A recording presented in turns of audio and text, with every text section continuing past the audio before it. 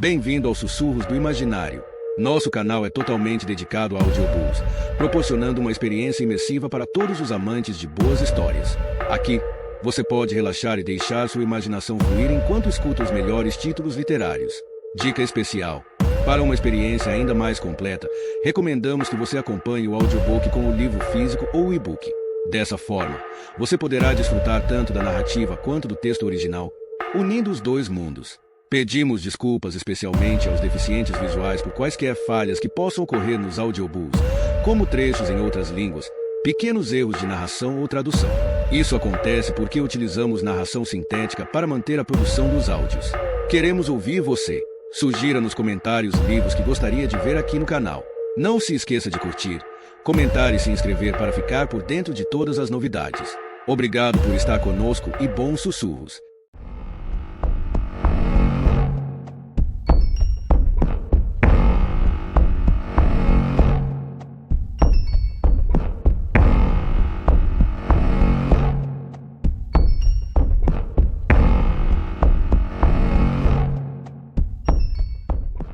As Musas, um livro escrito por Alex Michelin. Prólogo. Edward Fosca era um assassino. Isso era um fato. Não algo que Mariana soubesse no nível intelectual, como um palpite. Seu corpo sabia. Ela sentia nos ossos, no sangue e nas profundezas de suas células. Edward Fosca era culpado. E, no entanto, ela não tinha como provar, e talvez nunca conseguisse provar. Esse homem, esse monstro, que havia assassinado pelo menos 2 pessoas, poderia, muito provavelmente, acabar em liberdade. Era tão presunçoso, tão cheio de si. Ele acha que se safou, pensou ela. Achava que tinha vencido, mas não tinha. Ainda não. Mariana estava determinada a ser mais esperta que ele. Tinha que ser. Passaria a noite inteira acordada até se lembrar de tudo o que havia acontecido. Ficaria sentada ali, naquele quartinho em Cambridge, pensando, e encontraria a resposta. Olhando fixamente para a barra alaranjada do aquecedor elétrico na parede, incandescente, brilhando no escuro, entregou-se a uma espécie de transe. Em pensamento, voltaria bem ao início e se lembraria de tudo. De todos os detalhes. E o pegaria de jeito.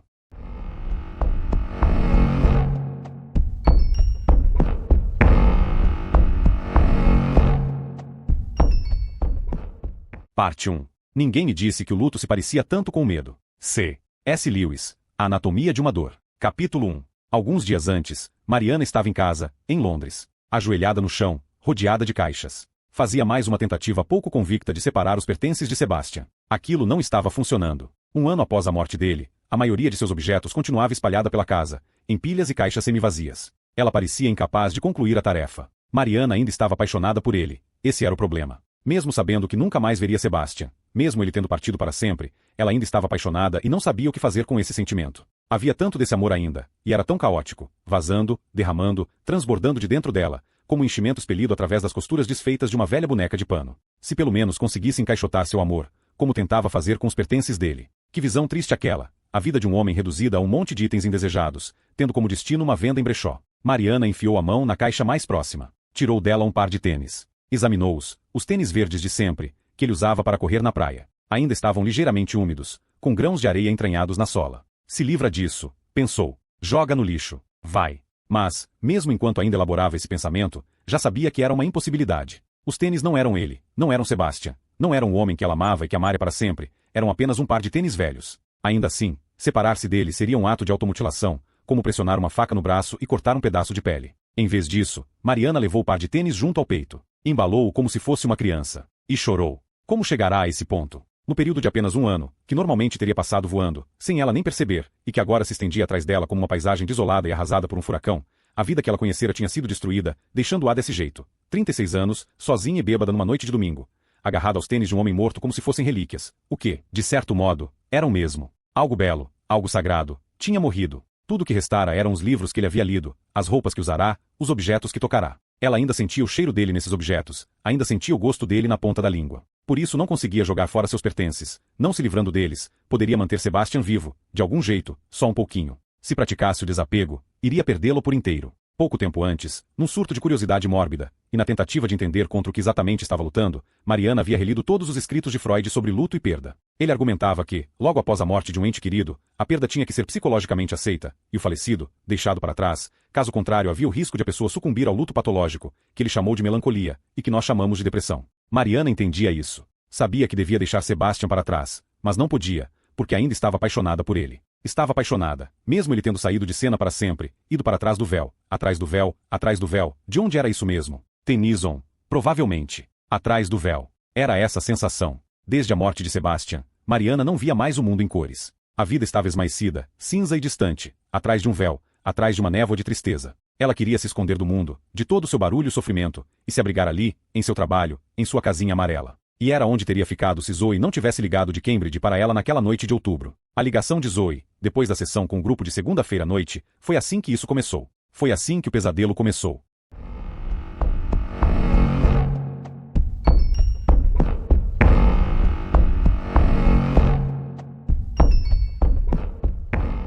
Capítulo 2. O grupo de segunda-feira à noite se reunia na sala da casa de Mariana. Era uma sala espaçosa. Passou a ser utilizada para sessões de terapia logo depois que Mariana e Sebastian se mudaram para lá. Eles gostavam muito da casa. Ficava no sopé de Primrose Hill, na zona noroeste de Londres, e era do mesmo tom de amarelo das prímulas que floresciam na encosta do morro durante o verão. Madressilvas escalavam uma das paredes externas, cobrindo-a de flores brancas de perfume adocicado, e, nos meses de verão, o aroma delas penetrava na casa pelas janelas abertas, subindo a escada e permanecendo por um tempo nos corredores e cômodos, enchendo-os de um cheiro doce. Estava excepcionalmente quente naquela noite de segunda-feira. Apesar de ser começo de outubro, um veranico prevalecia, como convidado persistente de uma festa se recusando a perceber nas folhas secas das árvores os sinais de que talvez fosse hora de ir embora. O sol de fim de tarde inundava a sala, banhando-a com uma luz dourada tingida de vermelho. Antes da sessão, Mariana fechou as persianas, mas deixou as janelas de guilhotina um pouco abertas, para o ar entrar. Em seguida, dispôs as cadeiras num círculo. 9 cadeiras. Uma para cada integrante do grupo e uma para Mariana. Na teoria, deviam ser idênticas, mas não era assim que a vida funcionava.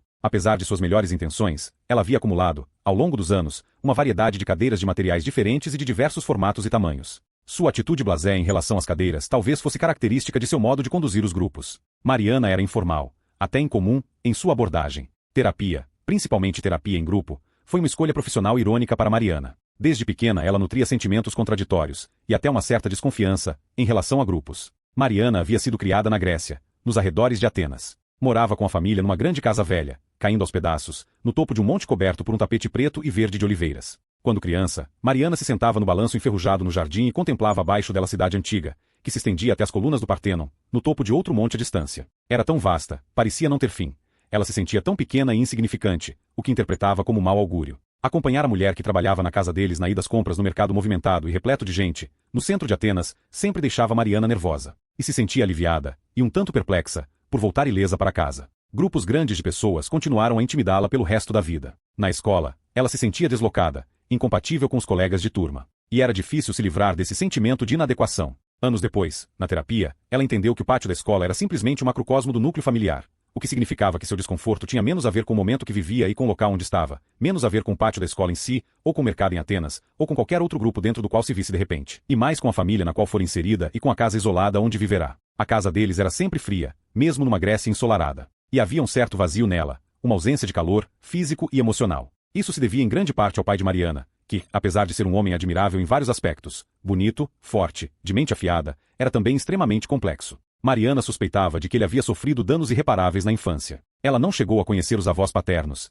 e ele raramente os mencionava. O pai dele era marinheiro, e, quanto menos fosse dito sobre a mãe, melhor. Ela trabalhava nas docas, contava ele, com uma expressão tão constrangida no rosto que Mariana concluiu que havia sido prostituta. Seu pai foi criado nas favelas de Atenas e nos arredores do porto de Pireus. Ainda criança, começou a trabalhar nos navios e logo se envolveu no comércio e na importação de café, trigo e, Mariana imaginava, outros itens menos palatáveis. Quando completou 25 anos, comprou o próprio barco e, a partir disso, montou seu negócio de transporte marítimo de carga. Com muito suor, sangue e frieza, criou um pequeno império para si. Era um pouco como um rei, pensava Mariana, ou ditador. Só mais tarde ela descobriu que era riquíssimo. Não que se pudesse notar, pelo jeito austero e espartano como viviam. Talvez a mãe, sua mãe inglesa, gentil e delicada, pudesse tê-la amansado se tivesse vivido mais tempo. Mas morreu tragicamente jovem, assim que Mariana nasceu. Mariana cresceu bastante consciente dessa perda. Sendo terapeuta, ela sabia que o primeiro senso de identidade de um bebê vem do olhar dos pais. Nascemos sendo observados. As expressões faciais dos nossos pais, o que vemos refletido no espelho dos olhos deles, determinam a maneira como nos vemos. Mariana havia perdido o olhar da mãe, e seu pai, bem, ele tinha dificuldade de encará-la. Costumava olhar por cima do ombro de Mariana quando se dirigia a ela. Mariana procurava ajustar e reajustar sua posição, dando um passo ao lado, colocando-se no campo de visão do pai, esperando ser vista, mas, de algum modo, sempre permanecia na visão periférica dele. Nas raras ocasiões em que olhou bem dentro dos olhos dele, encontrou tanto desdém, tanta decepção. Os olhos do pai lhe diziam a verdade, ela não era boa o suficiente. Por mais que tentasse, Mariana tinha sempre a sensação de que ficava aquém das expectativas dele, conseguindo fazer ou dizer a coisa errada. Ela parecia irritá-lo só por existir. Ele discordava dela o tempo todo, fosse no que fosse, sendo um petruchio para sua Catarina. Se ela dissesse que fazia frio, ele afirmava que fazia calor. Se ela dissesse que o dia estava ensolarado, ele insistia em que estava chuvoso. Mas, apesar das críticas e da atitude contestadora do pai, Mariana o amava. Ele era tudo o que ela possuía, e ela ansiava ser digna do seu amor. Houve pouquíssimo amor em sua infância. Mariana tinha uma irmã mais velha, mas não eram muito íntimas. Elisa tinha 7 anos a mais e não demonstrava o menor interesse pela tímida irmã caçula. E, assim, Mariana passava os longos meses de verão solitária, brincando sozinha no jardim sob o olhar austero da mulher que trabalhava na casa deles. Então, não é de admirar que tenha crescido um pouco isolada e desconfortável diante de outras pessoas. A ironia de Mariana ter se tornado terapeuta de grupo não lhe passava despercebida. Mas, paradoxalmente, essa ambivalência com relação aos outros lhe serviu muito bem. Na terapia em grupo, o grupo, não o indivíduo, é o foco do tratamento. Ser terapeuta de grupo significa, até certo ponto, ser invisível. Mariana era boa nisso. Em suas sessões, sempre que possível, se mantinha fora dos debates do grupo. Interferia apenas quando o assunto morria, ou quando parecia útil fazer uma interpretação, ou quando algo dava errado. Nessa segunda-feira, o pomo da discórdia surgiu quase que instantaneamente, exigindo uma rara intervenção. O problema, como de costume, foi Henry.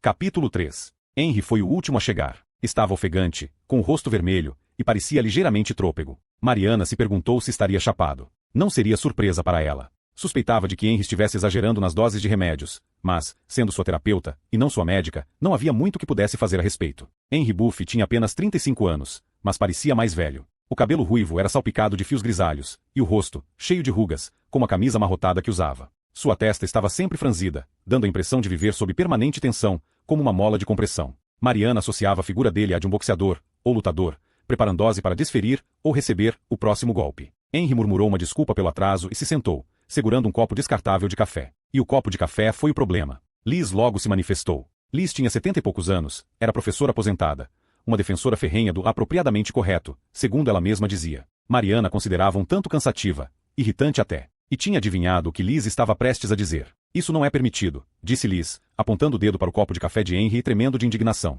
Não temos permissão para trazer nada de fora. Nós todos sabemos disso. Henry resmungou. Por que não? Porque regras são regras, Henry. Vai se fuder, Liz. O quê? Mariana, você ouviu o que ele me disse? Liz caiu imediatamente no choro, e daí em diante tudo descambou, terminando em mais um confronto acalorado entre Henry e os outros integrantes do grupo, todos unidos na fúria contra ele. Mariana acompanhava com atenção, mantendo um olhar protetor sobre Henry, para ver suas reações. Apesar de toda a valentia, era um indivíduo extremamente vulnerável. Na infância, tinha sofrido terríveis maus-tratos e abuso sexual nas mãos do pai até ser resgatado por um assistente social e ficar pulando de um lar adotivo para outro. Mesmo assim, apesar de todo esse trauma, Henry era uma pessoa incrivelmente inteligente, e, durante algum tempo, tinha parecido que sua inteligência poderia ser suficiente para salvá-lo. Aos 18 anos, entrou para a faculdade de física. Porém, em poucas semanas, o passado chegou para cobrar seu preço. Henry teve um colapso nervoso de grandes proporções, e nunca mais se recuperou totalmente. O que se seguiu foi uma triste história de automutilação, dependência química e colapsos nervosos recorrentes, levando a repetidas internações hospitalares, até seu psiquiatra o encaminhar para Mariana. Mariana tinha um carinho especial por Henry, talvez por conta de sua vida desafortunada. Mas, mesmo assim, ficou na dúvida na hora de incorporá-lo ao grupo. A questão não era a saúde mental em pior estado que a dos demais integrantes. Indivíduos seriamente afetados podiam se manter nos grupos e ser curados com bastante eficiência, mas também podiam causar uma perturbação na ordem a ponto de levar os grupos à sua desintegração. Assim que qualquer grupo se estabelece, inveja e agressividade são suscitadas, e não apenas por forças externas, dos excluídos do grupo, mas também de forças negativas e perigosas dentro do próprio grupo. E, desde que havia se juntado a eles, poucos meses atrás, Henry tinha sido uma fonte constante de conflitos. Ele os trazia a tiracolo. Havia em Henry uma agressividade latente, uma raiva fervilhante, quase sempre difícil de conter. Mas Mariana não desistia facilmente. Enquanto conseguisse manter o controle do grupo, estava determinada a trabalhar com Henry. Ela acreditava no grupo, nesses 8 indivíduos sentados em círculo, confiava no círculo, em seu poder de cura. Em seus momentos mais excêntricos, Mariana podia ser bastante mística em relação ao poder dos círculos. O círculo no Sol, na Lua, na Terra. Os planetas girando no céu. O círculo de uma roda. O domo de uma igreja, ou uma aliança de casamento. Platão dizia que a alma era um círculo, o que para Mariana fazia sentido. A vida também era um círculo, não era? Do nascimento à morte. E, quando a terapia em grupo funcionava bem, um tipo de milagre ocorria dentro desse círculo, o nascimento de uma entidade à parte, um espírito de grupo, uma mente de grupo, uma grande mente, mais que a soma das partes, mais inteligente que a terapeuta ou que os integrantes considerados separadamente. Era sábia, curadora e contentora. Mariana tinha sido testemunha ocular de seu poder em diversas ocasiões. Em sua sala de estar, ao longo dos anos, muitos fantasmas tinham sido evocados nesse círculo e, em seguida, enviados para o descanso eterno. Hoje era a vez do fantasma de Liz. Ela simplesmente não deixava para lá o copo de café. Ele despertou nela tanta raiva e ressentimento, o fato de Henry pensar que as regras não se aplicavam a ele, que poderia infringi-las com tanto desdém. E então Liz se deu conta, de repente, de como Henry lhe lembrava o irmão mais velho, que tinha sido tão mimado e tirânico. Toda a raiva reprimida de Liz voltada ao irmão começou a aflorar, o que era bom, pensou Mariana, precisava aflorar. Contanto que Henry conseguisse aguentar ser usado como saco de pancada psicológico. O que, é óbvio, ele não conseguia. De repente, Henry levantou num salto, dando um grito angustiante. Atirou o copo de café no chão. Foi copo para um lado e tampa para o outro, no meio do círculo, e uma poça de café se espalhou pelas tábuas do assoalho. Imediatamente, os demais integrantes do grupo soltaram um verbo, histéricos em sua indignação. Liz caiu no choro outra vez, e Henry fez menção de se retirar. Mas Mariana o persuadiu a ficar e falar sobre o que havia acontecido. É só a porra de um copo de café. Qual é o problema? Disse Henry, parecendo uma criança inconformada. A questão não é o copo de café, disse Mariana. A questão são os limites deste grupo, as regras que seguimos aqui. Já falamos sobre isso antes. Não podemos participar de terapia se nos sentimos inseguros. Limites nos dão segurança. Os limites são objeto da terapia. Henry lhe dirigiu um olhar inexpressivo. Mariana sabia que ele não entendia.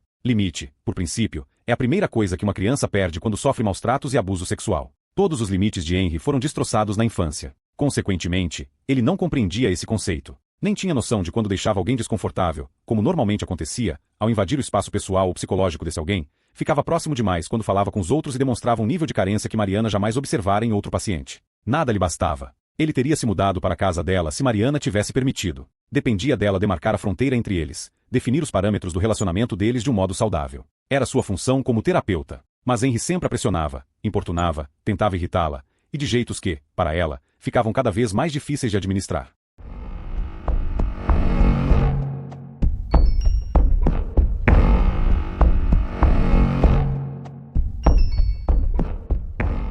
Capítulo 4. Mais tarde, depois que os outros foram embora, Henry ficou fazendo hora, aparentemente para ajudar a arrumar a bagunça. Mas Mariana sabia que não era só isso. Era sempre assim com Henry. Ele rondava ali, em silêncio, observando-a. Ela tentou encorajá-lo. Vamos lá, Henry. Hora de ir embora. Você está precisando de alguma coisa? Henry fez que sim com a cabeça, mas não falou nada. Então pôs a mão no bolso. Aqui, disse ele. Eu te trouxe uma coisa. E tirou do bolso um anel. Uma bugiganga de plástico, de um vermelho berrante. Parecia um desses brindes que vem em caixas de cereal. É para você. Um presente. Mariana fez que não com a cabeça. Você sabe que eu não posso aceitar isso. Por que não? Você precisa parar de me trazer coisas, Henry. Entendeu? Está realmente na hora de você ir para casa. Mas ele não saiu do lugar. Mariana pensou por um instante. Não tinha planejado confrontá-lo dessa maneira, não agora, mas de repente pareceu certo a fazer. Escuta aqui, Henry, disse ela. A gente precisa conversar sobre uma coisa. O quê? Na quinta-feira à noite, depois que a sessão do meu grupo da noite terminou, eu olhei pela janela.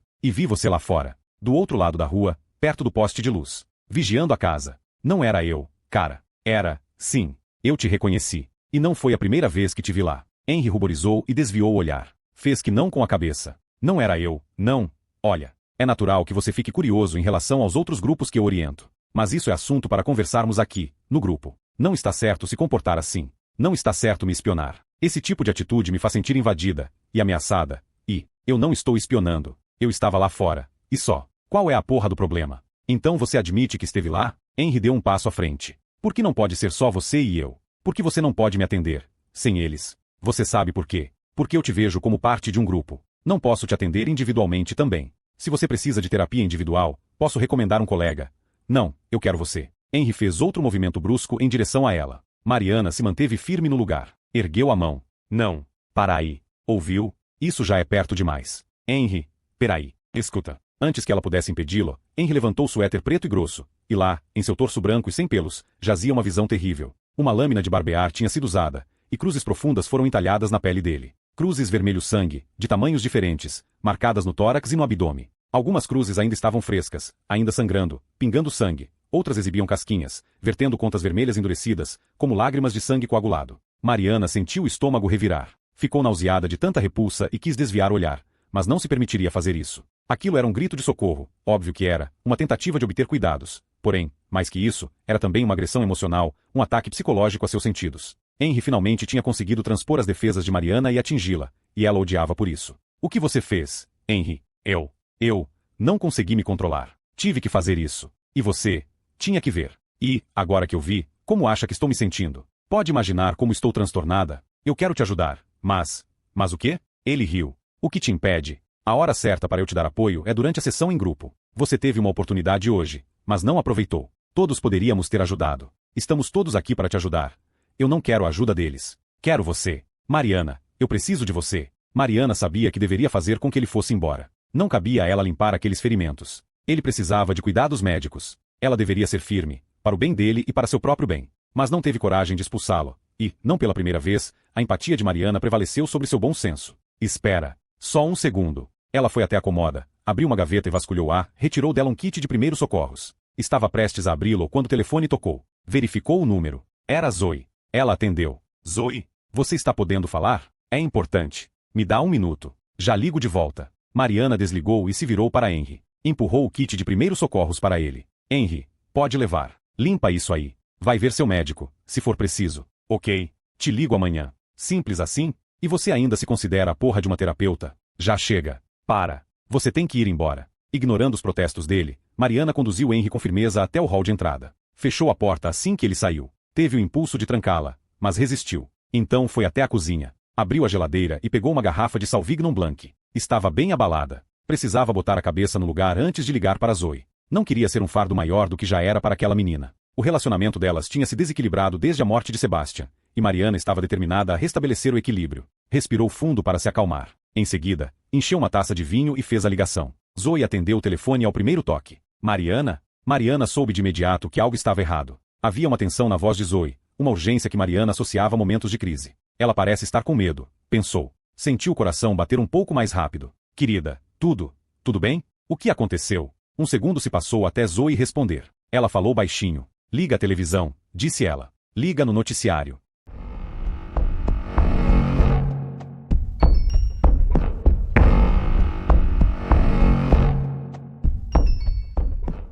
Capítulo 5. Mariana pegou o controle remoto. Ligou a televisão portátil velha de guerra, apoiada no micro-ondas, um dos bens sagrados de Sebastian, comprada quando ele ainda era estudante, e na qual ele assistia cricket e rugby enquanto fingia ajudar Mariana a preparar as refeições nos fins de semana. Era um tanto temperamental, e ficou piscando por um instante antes de voltar à vida. Mariana sintonizou na BBC. Um jornalista de meia-idade narrava a reportagem. Estava ao ar livre, já escurecia e era difícil ver o local exato. Um campo, talvez, ou um prado. Ele falava diretamente para a câmera. E foi encontrado em Cambridge, na reserva natural conhecida como Paradise. Estou aqui com a pessoa que fez a descoberta. O senhor pode me dizer o que aconteceu? A pergunta foi feita a alguém fora do quadro. Então a câmera girou até um homem baixo, nervoso, o rosto vermelho, com 60 e poucos anos. Ele piscava sob o efeito da luz da câmera, parecendo ofuscado. Falava de modo hesitante. Foi algumas horas atrás. Eu sempre levo meu cachorro para passear às 4, então deve ter sido por aí. Talvez às 4h15, 4h20. Ando com ele margeando o rio, seguindo a trilha. Estávamos atravessando Paradise.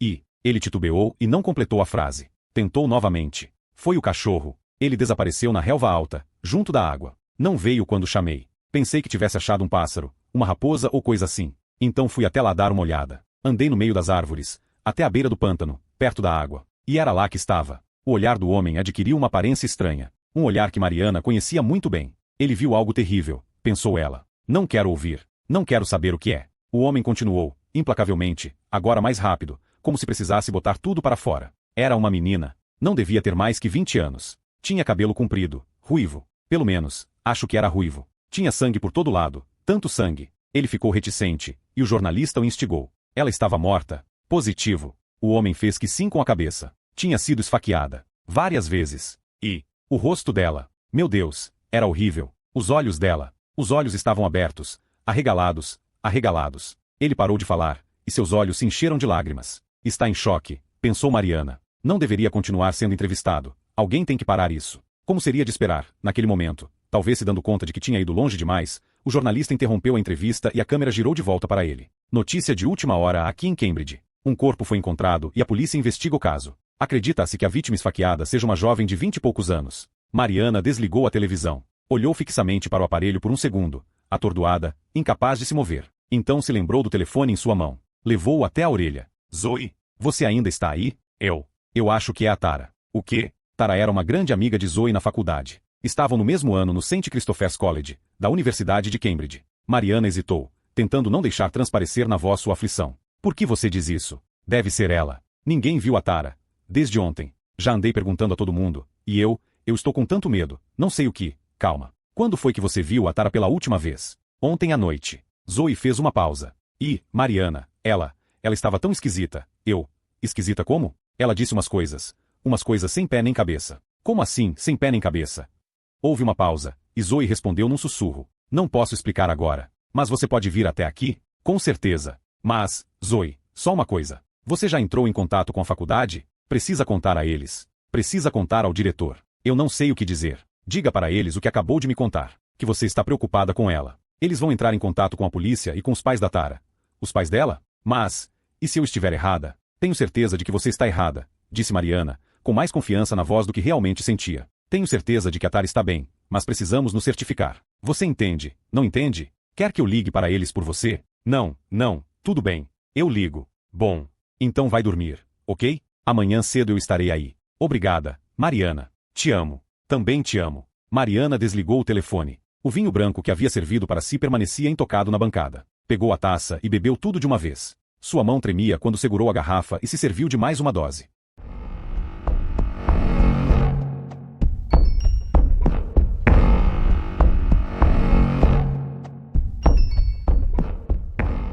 Capítulo 6. Mariana foi para o andar de cima e começou a arrumar uma bolsa pequena, caso tivesse que passar 1 ou 2 noites em Cambridge. Tentava não se deixar levar pelos pensamentos, mas era difícil, estava muito aflita. Havia um homem solto por aí, era o que se supunha, que se tratasse de um homem, tamanha violência do ataque, cuja saúde mental estava perigosamente afetada, e que tinha assassinado brutalmente uma jovem que devia morar a poucos metros de onde sua querida Zoe dormia agora. A possibilidade de a vítima ter sido Zoe era um pensamento que Mariana procurava ignorar, mas não conseguia reprimir por completo. Sentia um mal-estar movido por um tipo de medo que só sentirá uma vez na vida, no dia em que Sebastian morreu. Um sentimento de impotência, uma fraqueza, uma terrível incapacidade de proteger aqueles a quem se ama. Ela olhou para a mão direita. Não conseguia parar de tremer. Fechou-a em punho e apertou com força. Ela não permitiria que acontecesse. Não podia desmoronar. Não agora. Ficaria calma. Manteria o foco. Zoe precisava dela. Era tudo o que importava. Se pelo menos Sebastian estivesse ali, ele saberia o que fazer. Ele não ficaria pensando, procrastinando, arrumando uma bolsa para a viagem. Teria pegado as chaves e saído porta fora assim que encerrasse a ligação com Zoe.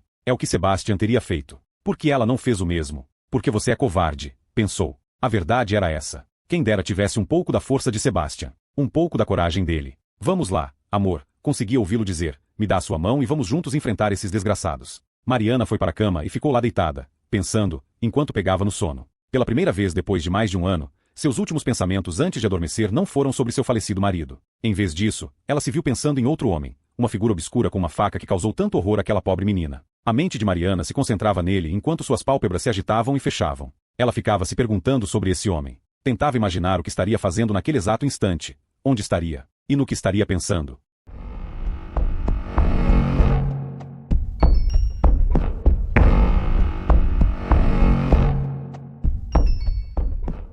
Capítulo 7. 7 de outubro. Quando se mata um ser humano, não tem volta. Entendo isso agora. Vejo que me tornei uma pessoa totalmente diferente. É um pouco como renascer, acho. Mas não um nascimento comum, é uma metamorfose. O que surge das cinzas não é a fênix, mas uma criatura mais feia, deformada, incapaz de voar, um predador que usa as garras para cortar e dilacerar. Eu me sinto sob controle agora, escrevendo isto. Num momento de calma e sanidade. Mas há em mim mais de uma pessoa. É só questão de tempo até meu outro eu surgir, com sede de sangue, tendo perdido a sanidade e buscando vingança. E não descansará até encontrá-la. Sou 2 pessoas dentro da mesma mente. Parte de mim guarda meus segredos. Só essa parte conhece a verdade. Mas ela está presa, trancada, sedada, impedida de falar. Só encontra um jeito de escapar quando o carcereiro se distrai por um tempo. Quando me embebedo ou estou prestes a pegar no sono, essa parte tenta falar. Mas não é fácil. A comunicação vem aos trancos e barrancos, um plano de fuga codificado de um campo de prisioneiros de guerra. Quando chega muito perto, um guarda embaralha a mensagem. Um muro se ergue. Um vazio enche a minha mente. A lembrança que eu estava procurando evapora. Mas vou perseverar. Devo perseverar. De algum modo encontrarei meu caminho através da fumaça e da escuridão, e vou entrar em contato com ele, o meu lado são. O lado que não quer ferir as pessoas. Há muita coisa que ele pode me dizer. Muita coisa que preciso saber. Como, e por que, acabei assim, tão distante do que queria ser, com tanto ódio e mágoa, tanta perversidade por dentro. Ou estarei mentindo para mim? Será que fui sempre assim e não quis admitir? Não, acho que não. Afinal, todo mundo tem o direito de ser o herói da própria história. Logo, tenho o direito de ser o herói da minha. Mesmo que não seja. Eu sou o vilão.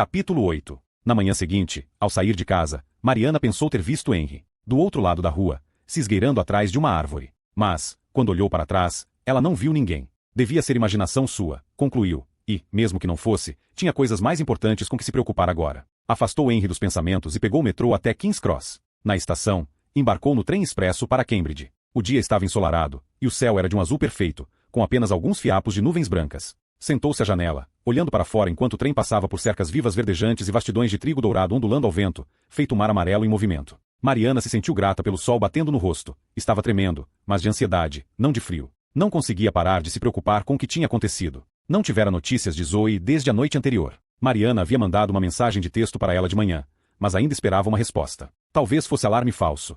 Talvez Zoe estivesse enganada? Mariana esperava que sim, e não só porque conhecia Tara pessoalmente. Eles a hospedaram durante um fim de semana em Londres, poucos meses antes de Sebastian morrer. Porém, por puro egoísmo, Mariana estava mais preocupada com Tara pelo bem de Zoe. Zoe teve uma adolescência difícil por vários motivos, e conseguiu superá-los. Mais que superá-los, transcender triunfantemente, era como Sebastian definia, culminando com a oferta de uma vaga no curso de literatura inglesa na Universidade de Cambridge. Tara foi a primeira amiga que Zoe fez por lá assim que chegou à faculdade, e perder Tara, pensou Mariana, em circunstâncias tão terríveis, poderia tirar Zoe do prumo por completo. Por alguma razão, Mariana não parava de pensar na conversa que tinham tido ao telefone. Alguma coisa a incomodava. Não sabia o que, exatamente. Foi o jeito de Zoe falar? Mariana teve a sensação de que Zoe estava omitindo alguma informação. Foi a leve hesitação, o tom evasivo, quando perguntou a Zoe que coisas, sem pé nem cabeça, Tara tinha dito. Não posso explicar agora. Por que não? O que será que Tara disse a ela? Talvez não seja nada, pensou Mariana. Para com isso. Faltava quase 1 hora de viagem de trem.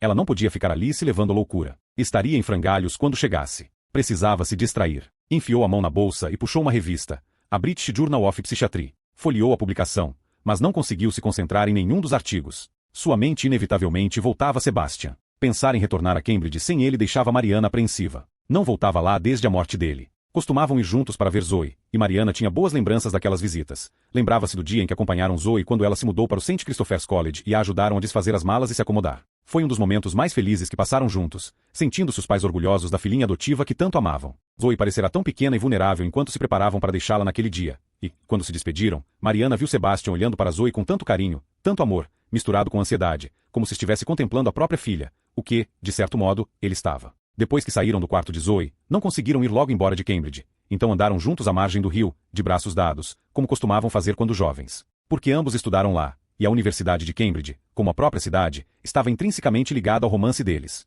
Foi onde se conheceram, quando Mariana tinha apenas 19 anos. Aquele encontro foi por acaso. Não tinha por que acontecer. Os dois eram de faculdades diferentes e faziam cursos diferentes. Sebastian estudava economia, Mariana, literatura inglesa. Era assustador, para ela, pensar que poderiam não ter se conhecido. O que teria acontecido? Como teria sido a vida? Melhor ou pior? Ultimamente, Mariana vinha vasculhando suas memórias, revirando o passado, tentando vê-lo com nitidez, tentando compreender e contextualizar a jornada que empreenderam juntos. Procurava se lembrar das pequenas coisas que fizeram, reconstituir conversas esquecidas, imaginar o que Sebastian teria dito ou feito a cada momento. Mas não tinha certeza do que havia de real nessas lembranças. Quanto mais se lembrava, mais parecia que Sebastian estava se tornando um mito. Agora ele era todo espírito, toda história. Mariana tinha 18 anos quando se mudou para a Inglaterra. Era um país que ela havia idealizado desde a infância. Talvez fosse inevitável, visto que sua mãe inglesa tinha deixado tanto do país para trás naquela casa em Atenas. Estantes de livros e prateleiras em cada cômodo, uma pequena biblioteca entulhada de obras em inglês, romances, peças, poesia, todas misteriosamente transportadas para lá antes de Mariana nascer. Imaginava com carinho a chegada da mãe a Atenas, carregada de baús e malas cheias de livros em vez de roupas. E, na ausência da mãe, a menina solitária se voltava para os livros dela em busca de consolo e companhia. Durante as longas tardes de verão, Mariana aprendeu a gostar de sentir um livro nas mãos, do cheiro do papel, da sensação de virar a página. Ela se sentava no balanço enferrujado à sombra, mordia uma maçã verde crocante ou um pêssego maduro e se perdia numa história. Por meio dessas histórias, Mariana se apaixonou por uma visão da Inglaterra e da inglesidade, uma Inglaterra que provavelmente nunca existiu fora das páginas desses livros. Uma Inglaterra de chuva de verão morna e vegetação molhada e macieiras em flor. De rios sinuosos e salgueiros e pubs em zonas rurais com lareiras crepitantes. A Inglaterra dos 5 famosos no caso, de Peter Pan e Wendy, de Rei Arthur e Camelot, de O Morro dos Ventos Uivantes e Jane Austen, de Shakespeare e de Tennyson. E foi ali que Sebastian entrou na história de Mariana, quando ela era uma menina. Como todos os heróis, ele marcou presença muito antes de surgir. Mariana ainda não sabia como ele era, esse herói romântico em sua mente, mas tinha certeza de que era real. Estava em algum lugar, e um dia iria encontrá-lo. E então, anos mais tarde, quando foi estudar em Cambridge, o lugar era tão bonito, tão onírico, que ela sentiu como se tivesse entrado num conto de fadas, numa cidade encantada de um poema de Tennyson. E Mariana teve certeza de que o encontraria lá, naquele lugar mágico. Encontraria o amor. Mas a triste realidade, obviamente, foi que Cambridge não era um conto de fadas. Era só um lugar, como outro qualquer. E o problema da viagem de Mariana, como descobriu anos depois na terapia, foi ela ter se levado junto. Na escola, quando criança, lutando para se adaptar, vagava pelos corredores nos intervalos, sozinha e desassossegada feito um fantasma, gravitando em direção à biblioteca, onde encontrava refúgio e se sentia à vontade. E depois, como aluna do St. Christopher's College, o mesmo padrão se repetiu. Mariana passava a maior parte do tempo na biblioteca, fazendo poucas amizades com alunos igualmente tímidos e estudiosos. Nenhum rapaz da turma se interessava por ela, nem a convidavam para sair. Talvez não fosse atraente o suficiente. Ela se parecia mais com o pai que com a mãe, com seus cabelos e olhos pretos. Anos depois Sebastian dizia com frequência a Mariana o quão bonita ela era, mas o problema é que ela jamais se sentiu assim. E desconfiava de que, se era bonita, isso se devia a Sebastian. Aquecida pelo calor do raio de sol dele, ela desabrochou como uma flor. Mas isso foi mais tarde. No começo, na adolescência, Mariana tinha pouquíssima confiança em sua aparência, e o fato de sua visão ser ruim não ajudava, forçando-a a usar óculos feios de lentes grossas desde os 10 anos. Aos 15 anos ela se adaptou às lentes de contato, e se perguntava se isso mudaria sua aparência e faria com que se sentisse diferente. Ficava diante do espelho, examinando o reflexo, tentando, sem sucesso, se ver direito, e jamais satisfeita com o que via. Mesmo naquela idade Mariana tinha alguma noção de que ser atraente tinha algo a ver com o mundo interior, com uma confiança intrínseca que lhe faltava. No entanto, assim como os personagens ficcionais que ela adorava, Mariana acreditava no amor. Apesar dos 2 primeiros períodos pouco promissores na faculdade,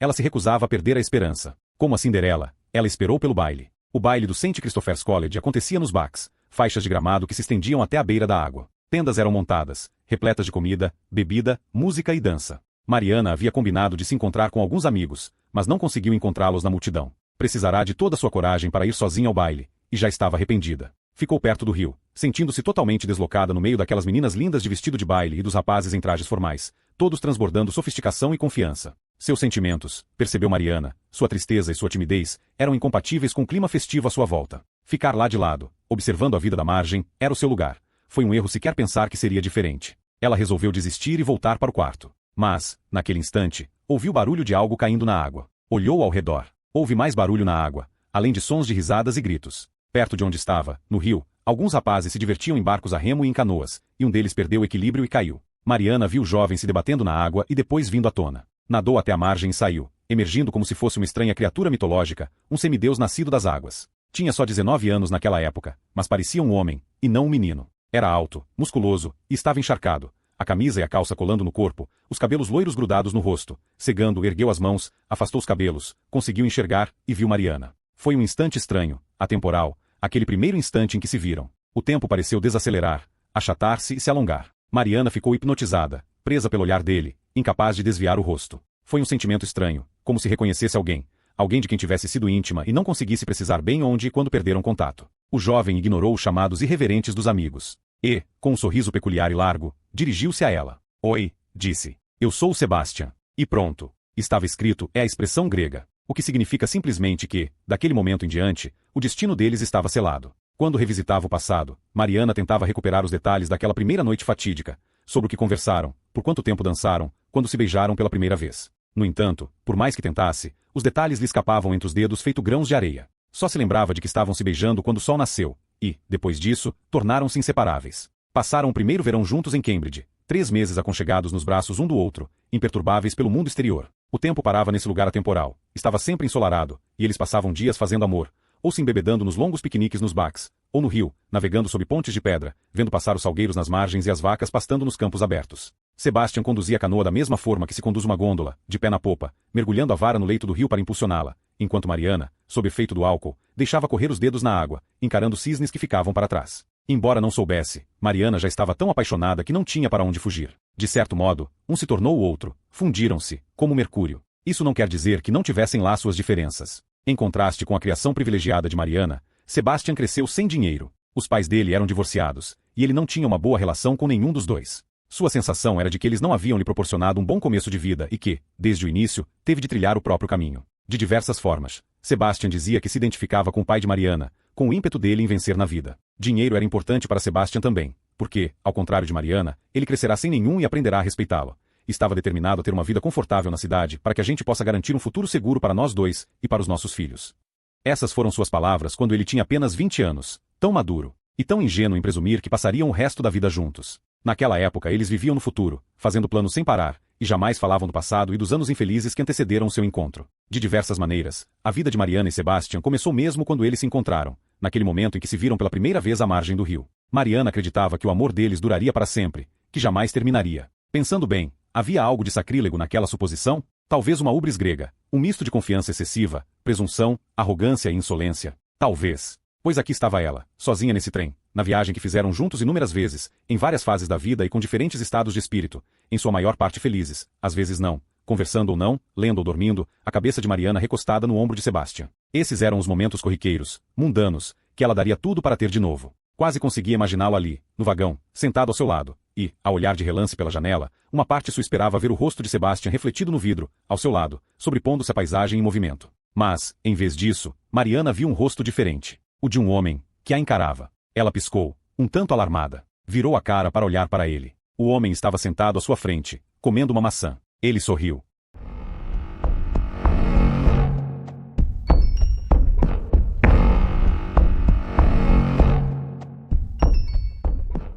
Capítulo 9. O homem continuou encarando Mariana, embora chamá-lo de homem fosse, concluiu, um tanto generoso de sua parte. Parecia mal ter chegado aos 20 anos. Tinha um rosto de menino, cabelos castanhos encaracolados e sardas salpicadas no rosto imberbe que o deixava com uma aparência ainda mais jovem. Era alto e magro feito um ancinho, e usava um paletó escuro de veludo cotelê, camisa branca amarrotada e o cachecol azul, vermelho e branco da faculdade. Os olhos castanhos, parcialmente mascarados pelos óculos antiquados de armação de metal, exibiam inteligência e curiosidade e contemplavam Mariana com evidente interesse. Tudo bem? Disse ele. Mariana ficou olhando para o rapaz, um tanto confusa. A gente se conhece? Ele sorriu. Ainda não, mas é o que eu espero que aconteça. Mariana não falou nada. Virou-se para o outro lado. Houve uma pausa. Então ele tentou de novo. Quer uma? E ergueu uma sacola grande de papel pardo, repleta de frutas, uvas, bananas e maçãs. Pode pegar, disse, oferecendo a Mariana. Pega uma banana. Mariana sorriu educadamente. A voz dele era agradável. Pensou. Ela meneou a cabeça. Não, obrigada. Tem certeza?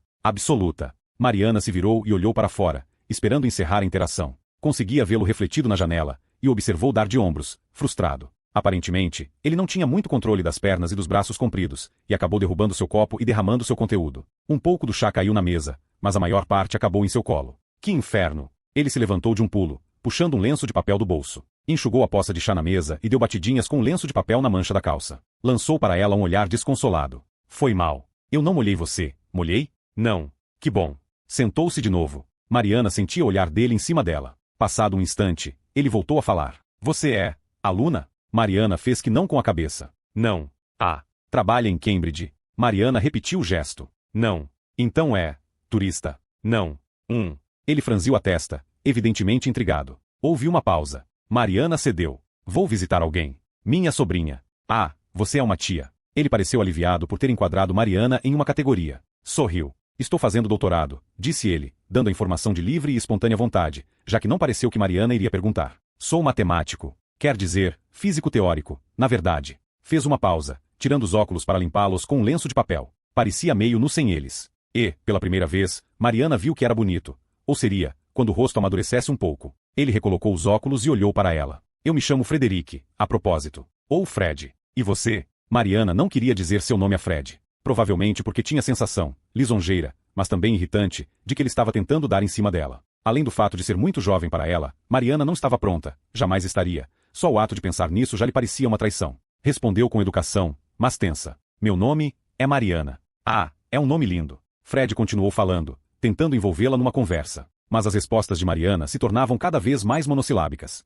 Em silêncio, ela contava os minutos até que pudesse sair dali. Quando chegaram a Cambridge, Mariana tentou escapulir e desaparecer no meio da multidão. Mas Fred a alcançou do lado de fora da estação. Posso acompanhar você até o centro? De ônibus? Talvez. Prefiro ir a pé. Ótimo, estou com a bicicleta ali. Posso andar ao seu lado. Ou você pode ir na minha bicicleta, se preferir. Ele olhou para ela esperançoso. Mariana não conseguiu evitar sentir pena dele. Mas, dessa vez, foi firme. Sabe, eu prefiro ficar sozinha, se não se importa. Claro, eu entendo. Quem sabe, um café mais tarde. Ou uma cerveja. Hoje à noite. Mariana balançou a cabeça e fingiu olhar as horas no relógio. Não vou ficar tanto tempo assim aqui. Bem, talvez você possa me dar o seu número. Ele ruborizou um pouco, e as sardas nas maçãs do rosto ficaram vermelhas. Seria? Mariana balançou a cabeça negativamente. Acho que não. Não? Não. Mariana desviou o olhar, sem jeito. Foi mal. Não precisa se desculpar. Isso não me desanima. A gente vai se encontrar de novo, logo, logo. Algo no tom dele a deixou um pouco irritada. Acho que não. Ah, a gente vai, sim. Posso prever. Eu tenho esse dom, sabe? É mal de família. Previsões, premonições. Vejo coisas que os outros não veem. Fred sorriu e pôs o pé na rua. Um ciclista deu uma guinada para não atropelar. Cuidado, disse Mariana, tocando no braço dele. O ciclista disse um palavrão ao passar por Fred. Foi mal, disse ele. Sou meio desajeitado, acho. Só um pouquinho. Mariana sorriu. Tchau, Fred. Até mais ver, Mariana. Ele se dirigiu à fileira de bicicletas. Mariana ficou observando enquanto ele montava na sua e partia, acenando para ela. Então Fred virou a esquina e desapareceu. Mariana suspirou aliviada. E começou a andar em direção ao centro da cidade.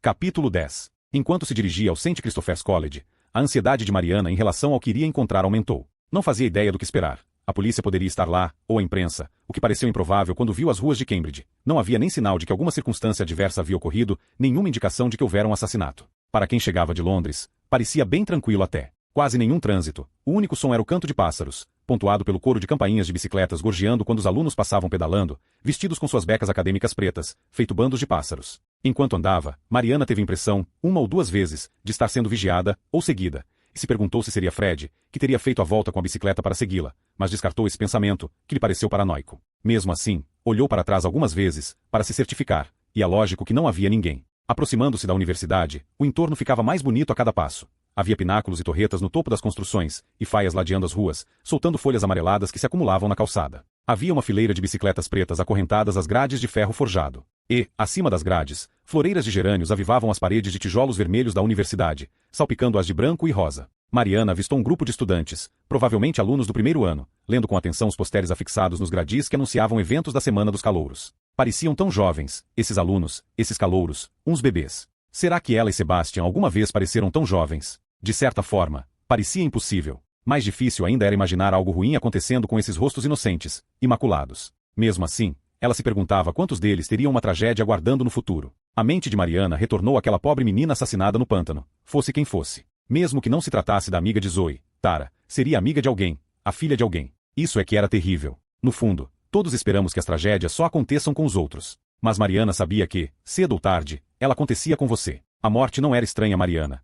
Tinha sido sua companheira de viagem desde criança, mantendo-se logo atrás dela, pairando sobre seu ombro. Às vezes sentia que havia sido amaldiçoada, como se por alguma deusa malévola de um mito grego, a perder todos que amava. Foi câncer que matou sua mãe quando Mariana ainda era bebê. Então, anos depois, um acidente de carro horrível levou a irmã de Mariana e o marido dela, deixando Zoe órfã. E um ataque cardíaco se abateu sobre seu pai no Olival, deixando morto sobre uma cama de azeitonas esmagadas e viscosas. E por fim, e de um jeito mais catastrófico, foi a vez de Sebastian. Eles passaram tão poucos anos juntos, na verdade. Depois da formatura, os dois se mudaram para Londres, e Mariana deu início à jornada tortuosa que a levou a ser terapeuta de grupo, enquanto Sebastian trabalhava no centro financeiro. Mas ele tinha um espírito empreendedor obstinado e queria ter o próprio negócio. Então Mariana sugeriu que conversasse com o pai dela sobre isso. Ela deveria ter imaginado o que iria acontecer, mas alimentava a esperança de que o pai fosse acolher Sebastian, introduzindo nos negócios da família, deixando que os herdasse, antes de passá-los, um dia, para os filhos. Isso foi o quão longe a imaginação de Mariana levou, mas sabia que não deveria mencionar nada disso ao pai, nem a Sebastian. No fim das contas, o primeiro encontro dos dois foi um fracasso. Sebastian viajou até Atenas na missão romântica de pedir a mão de Mariana em casamento, e o pai dela antipatizou logo de cara com ele. Em vez de lhe oferecer um emprego, acusou Sebastian de estar dando o golpe do baú. Disse a Mariana que iria deserdá-la no dia em que se casasse com Sebastian. A ironia foi que Sebastian acabou entrando no negócio de transporte marítimo, mas do outro lado do mercado em relação ao pai dela. Sebastian deu as costas para o setor comercial, preferindo montar um negócio para ajudar a transportar bens de primeira necessidade, alimentos e outros itens essenciais, para comunidades carentes em situação de vulnerabilidade mundo afora. Ele era, em vários aspectos, a imagem espelhada do pai, Mariana achava. E isso era motivo constante de orgulho para ela. Quando o velho problemático morreu, surpreendeu a todos mais uma vez. No fim, deixou tudo para Mariana. Uma fortuna. Sebastian ficará abismado com o fato de o pai dela, sendo tão abastado quanto era, ter vivido do jeito que viveu. Quer dizer, como um pobretão. Ele não aproveitou nada da vida. Essa riqueza toda para quê? Mariana precisará pensar um instante. Segurança, dissera. Ele acreditava que esse dinheiro todo iria trazer alguma proteção. Acho que ele tinha medo. Medo de quê? Mariana não tivera resposta para isso. Balançara a cabeça, sem saber o que dizer. Acho que nem ele sabia. Apesar dessa herança, ela e Sebastian só se deram ao luxo de fazer uma única aquisição extravagante. Compraram a casinha amarela no sopé de Primrose Hill, pela qual se apaixonaram à primeira vista. O restante do dinheiro foi reservado, por insistência de Sebastian, para o futuro e para seus filhos. O assunto filhos era o único ponto sensível entre eles, uma ferida que Sebastian não deixava de cutucar de vez em quando, trazendo a questão à tona depois de beber um pouquinho além da conta ou durante um raro momento em que o desejo de ser pai batia forte demais. Ele queria filhos, desesperadamente, um menino e uma menina, para completar a imagem de família que tinha na cabeça. E, mesmo Mariana também querendo filhos, ela preferia esperar. Queria terminar sua formação e abrir seu consultório de psicoterapia, o que poderia levar alguns anos. Mas e daí? Eles tinham todo o tempo do mundo. Não tinham. Só que não, e esse era o único arrependimento de Mariana, ter sido tão arrogante, tão insensata, de tomar o futuro como certo. Quando, aos 30 e poucos anos, ela concordou em começar a tentar, teve dificuldade em engravidar. Essa inesperada pedra no caminho a deixou ansiosa, o que, segundo o médico, não ajudaria em nada. Dr. Beck era um homem mais velho com ar paternal, o que inspirava confiança em Mariana. Ele sugeriu que, antes de falarem em testes de fertilidade e possíveis tratamentos, ela e Sebastian tirassem férias, longe de qualquer tipo de estresse. Divirtam-se, descansem numa praia por umas 2 semanas, disse Dr. Beck com uma piscadela. Vejam o que acontece. Relaxem um pouco. Isso costuma fazer maravilhas. Sebastian não se empolgou com a ideia, estava com muito trabalho e não queria deixar Londres. Mais tarde, Mariana descobriu que, naquele verão, ele estava sob uma pressão financeira enorme, pois vários de seus negócios não iam bem. Ele era muito orgulhoso para recorrer a ela quando se tratava de dinheiro, jamais lhe pedirá um centavo emprestado. Ela ficou arrasada ao descobrir, depois de sua morte, que ele tinha carregado toda essa preocupação desnecessária em seus últimos meses de vida. Como pôde ela não ter notado? A verdade era que, naquele verão, ela estava egoistamente consumida por suas preocupações em ter um filho. Então convenceu Sebastian a tirar 2 semanas de folga em agosto, para irem à Grécia, à casa de veraneio da família de Mariana, uma propriedade no topo de um penhasco na ilha de Naxos. Viajaram de avião para Atenas, e, então, do porto, pegaram a balsa para a ilha. Foi uma travessia auspiciosa, Mariana pensou, nenhuma nuvem no céu, e as águas estavam calmas e cristalinas. No porto de Naxos, alugaram um carro e foram margeando o litoral até a casa. Ela havia pertencido ao pai de Mariana, e agora, tecnicamente, pertencia a Mariana e Sebastian, embora nunca tivessem usado. A casa estava empoeirada e caindo aos pedaços, mas a localização era deslumbrante, empoleirada num penhasco, de frente para o azul profundo do mar Egeu. Degraus tinham sido esculpidos na pedra, descendo a face do penhasco, levando até a praia. E lá, na beira do mar, por milhões de anos, inúmeros corais cor-de-rosa tinham se quebrado e se misturado aos grãos de areia, fazendo a praia refletir um tom rosado em contraste com o azul do céu e do mar. Era idílico, pensou Mariana, e mágico. Já se sentia relaxada e, no íntimo, esperançosa de que Naxos pudesse fazer o pequeno milagre que se esperava da ilha. Eles passaram os 2 primeiros dias desanuviando e descansando na praia. Sebastian disse que, no fim das contas, se sentia satisfeito por terem ido até lá. Pela primeira vez, em meses, estava conseguindo relaxar. Ficava deitado na arrebentação, lendo thrillers antigos na praia, um hábito da juventude, feliz e concentrado em Os Crimes ABC, de Agatha Christie, enquanto Mariana, na faixa de areia, dormia sob o guarda-sol. Então, no terceiro dia, Mariana sugeriu que subissem um monte de carro, para ver o templo. Mariana se lembrava de quando era criança e visitava o antigo templo, andando ao redor das ruínas e atribuindo ao local toda a magia que lhe vinha à imaginação. Queria que Sebastian vivenciasse o mesmo. Então os dois prepararam um piquenique e partiram. Seguiram pela velha estradinha sinuosa, que se estreitava cada vez mais à medida que se aproximavam da parte mais alta do monte, às vezes passando por trilhas de terra batidas sujas de estrume de cabra. E lá, no ponto mais alto, num platô, estavam as ruínas do templo. O antigo templo grego era feito de mármore de Naxos, outrora brilhante, mas agora opaco e encardido e desgastado pela ação do tempo. Tudo que restou, depois de 3.000 anos, foi um punhado de colunas quebradas cuja silhueta era emoldurada pelo céu azul. O templo era dedicado a Deméter, deusa da colheita, deusa da vida, e a sua filha, Perséfone, deusa da morte. As duas divindades eram quase sempre adoradas juntas, 2 lados da mesma moeda, mãe e filha, vida e morte. Em grego, Perséfone era conhecida simplesmente por Core, que significa filha ou donzela. Era um lugar lindo para um piquenique. Eles estenderam a toalha azul à sombra de uma oliveira e retiraram o conteúdo da caixa térmica, uma garrafa de Sauvignon Blanc, uma melancia e nacos de queijo grego. Tinham esquecido a faca, então Sebastian bateu a melancia numa pedra como se fosse um crânio, abrindo-a ao meio. Comeram a polpa doce, cuspindo as sementes. Sebastian lhe deu um beijo lambuzado. Te amo, sussurrou. Até o infinito. E além, disse ela, retribuindo o beijo. Depois do piquenique, foram explorar as ruínas. Mariana observou Sebastian subindo à frente, parecendo uma criança empolgada. E, enquanto olhava para ele, Mariana fez uma prece silenciosa para Deméter e também para Perséfone. Rezou por Sebastian e por ela, pela felicidade dos dois, e pelo amor deles. Então, de repente, enquanto sussurrava essa prece, uma nuvem serpenteou na frente do sol, e por um instante o corpo de Sebastian foi lançado na escuridão, apenas a silhueta visível contra o céu azul. Mariana teve um calafrio e sentiu medo, sem saber por quê. O momento passou tão rápido como surgiu. Num segundo, o sol reapareceu e Mariana tirou tudo aquilo da cabeça. Mas se lembrou depois, obviamente. Na manhã seguinte, Sebastian acordou com o alvorecer. Calçou os velhos tênis verdes e sussurrou para Mariana que ia correr na praia. Deu um beijo nela e saiu. Mariana ficou na cama, meio acordada, meio dormindo, ciente da passagem do tempo, ouvindo o vento lá fora. O que começou como uma leve brisa ganhou força e velocidade, passando pelos galhos das oliveiras com um tipo de gemido, fazendo as árvores chocalharem nas janelas, lembrando dedos longos batendo impacientemente no vidro. Mariana se perguntou por um instante quão altas as ondas estariam e se Sebastian tinha ido nadar, como sempre fazia depois de correr. Mas não estava preocupada. Ele era um nadador tão habilidoso, um homem tão forte. Era indestrutível, ela pensou. O vento se intensificou ainda mais, vindo do mar em lufadas. E, mesmo assim, ele não voltou para casa. Começando a ficar preocupada, mas tentando não ficar, Mariana saiu da casa. Desceu os degraus na face do penhasco, segurando com firmeza na rocha enquanto descia, com medo de ser arrebatada por uma rajada. Não havia nem sinal de Sebastian na praia. O vento revirava a areia rosada, lançando-a em seu rosto. Ela precisou proteger os olhos enquanto fazia a busca. Também não conseguia vê-lo na água. Tudo que via eram ondas imensas e pretas, revolvendo o mar até o horizonte. Ela gritou o nome dele. Sebastian. Sebastian. Seb. Mas o vento arremessava as palavras de volta para o seu rosto. Ela sentia que começava a entrar em pânico. Não conseguia raciocinar, não com aquele vento assobiando em seus ouvidos, e, por trás dele, um coro interminável de cigarras, como hienas guinchando. E, mais fraco ainda, bem distante, seria aquilo o som de uma risada? A risada fria, debochada, de uma deusa? Não, para, ela precisava se concentrar, precisava encontrá-lo. Onde ele estava? Não poderia ter ido nadar, não com esse tempo. Ele não teria feito uma burrice dessas. E então ela os viu. Os tênis dele. Os velhos tênis de corrida verdes, deixados lado a lado na areia, bem à beira da água. A partir daí, tudo foi um borrão. Mariana entrou na água se debatendo, histérica, uivando como uma arpia, gritando. E então, nada. 3 dias depois, o corpo de Sebastian foi lançado à praia.